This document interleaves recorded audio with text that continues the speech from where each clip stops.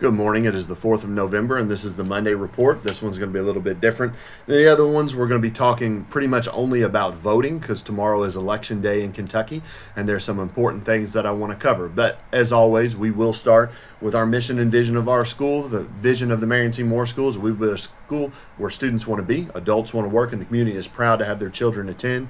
Our mission to prepare students for their future self, ready to contribute value to the world. Our goals don't change. We want to graduate 100% of our seniors on time. Our CCR rate, college and career readiness rate, 100%. We want everyone, grades 6 through 12, involved in a sport or activity, and everyone prepared for their next grade level, and to treat each other and ourselves with respect. And our motto, I will graduate with a plan and the skills to make it happen. All right, it is time to vote. Tomorrow is Election Day in Kentucky. Very important day. Let me begin by saying I'm not here to sway you to any type of particular candidate or party, but as an educator and a former social studies teacher myself, I think this is an excellent opportunity to go over some of the things that we need to know about voting, some of the history of voting in America, and then also some of the logistics for you, who some of you all are seniors, will be your first opportunity to vote. So we're going to dive right in. First off, let's talk about a little bit of our history. So, in 1789, white property-owning men are allowed to vote. These are the only people in America at this time that are allowed to vote, are white men who own property. In 1856, North Carolina becomes the last state to eliminate the property ownership, and anything in red there is kind of my editorial.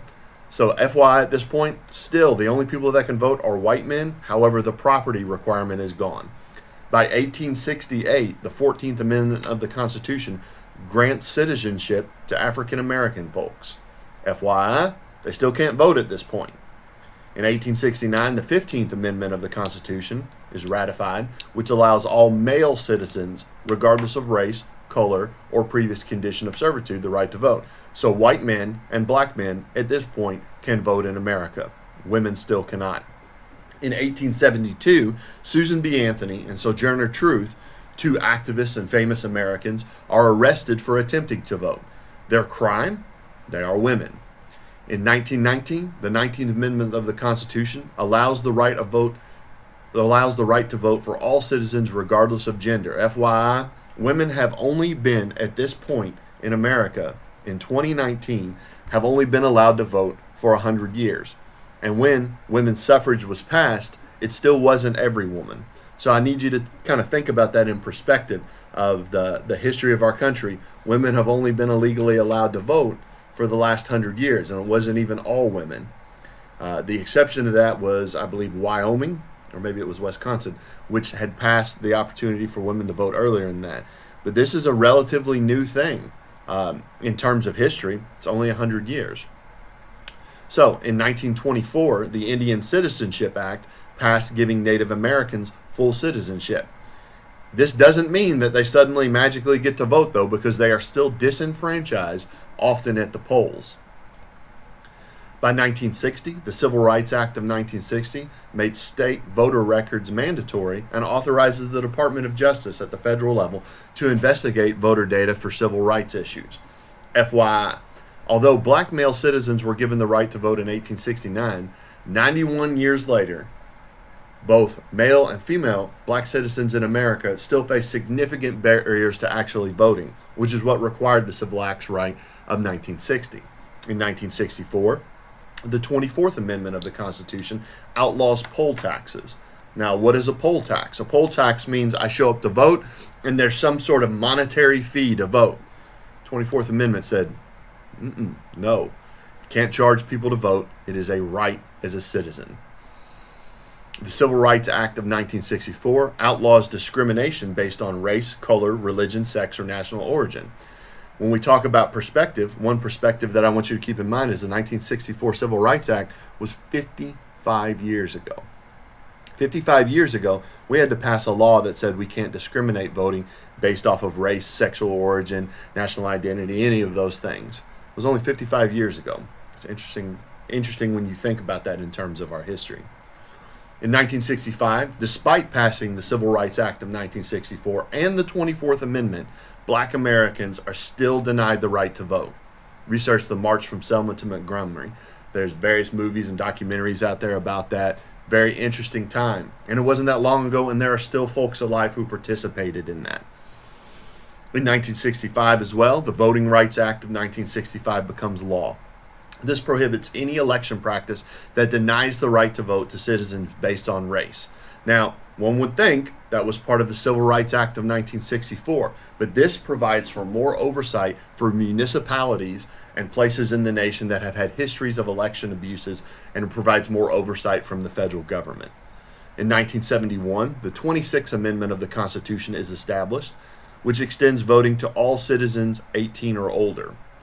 My editorial here: popular belief is that the 26th Amendment was passed because we were drafting folks to go serve in Vietnam who were not old enough to actually vote.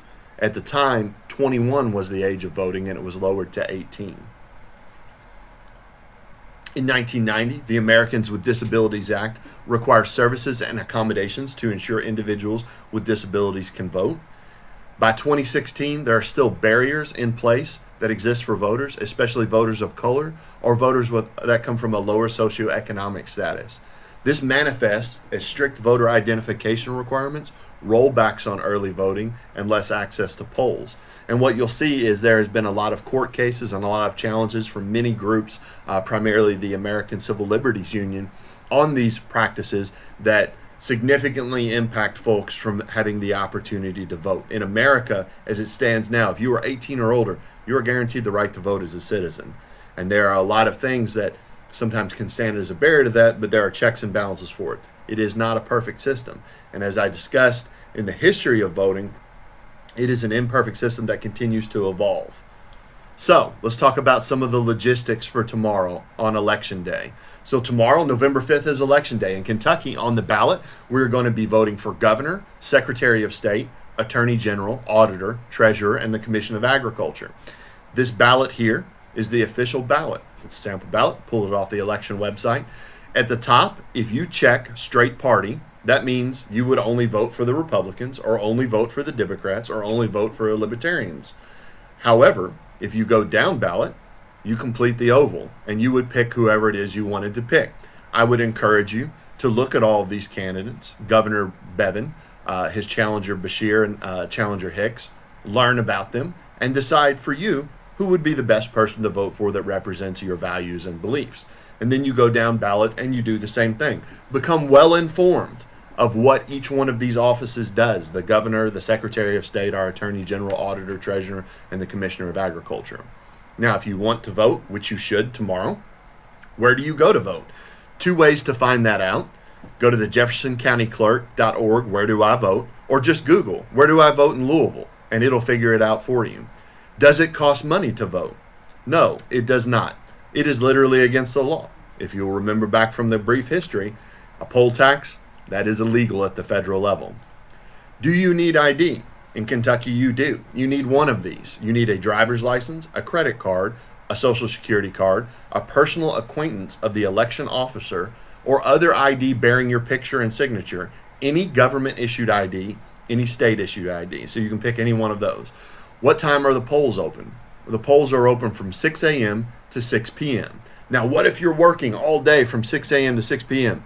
The law states that your boss has to give you the opportunity to go vote. So, you can't use that as an excuse. You got to go. So, Google, where do I vote in Louisville? Go to the Jefferson County Clerk, figure out where you vote, go be informed of the candidates, and go cast your votes. This is a big opportunity, and a big opportunity for you, if you are 18 years old, to participate for the first time in your democracy. I'm going to say this: the last election we had for governor in Kentucky had very low voter turnout. The last presidential election, voter turnout was not great either. The only way we change this is becoming informed about the issues and showing up at the polls. This is a basic, fundamental right you have as a citizen. I highly encourage you to go vote. Oftentimes, my father would say to me, "You can't complain unless you voted." I think that's probably true. So, figure out what you need to know about the candidates. Figure out what you need to know about what aligns with your viewpoints and values. Go make an informed vote. I don't care who you vote for. I'm not in a position to advocate for any candidate or any particular ideology. However, I hope that you hear in this that it is super important to exercise your franchise and to be a part of the fabric of our government. The only way that we can move forward as a people is if we are informed and involved. So, to sum it all up, go vote. All right. Thank you much. As ever, follow us on social media at More Mustangs at Rob Folk, Instagram at More Mustangs at Principal Folk, Facebook the Marion C Moore. If you haven't heard me say it this week, I will say it now in front of you once again. I'm extremely proud to be the principal here. Love doing my job.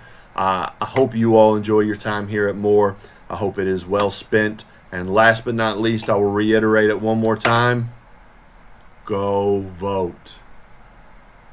We'll see you on Wednesday.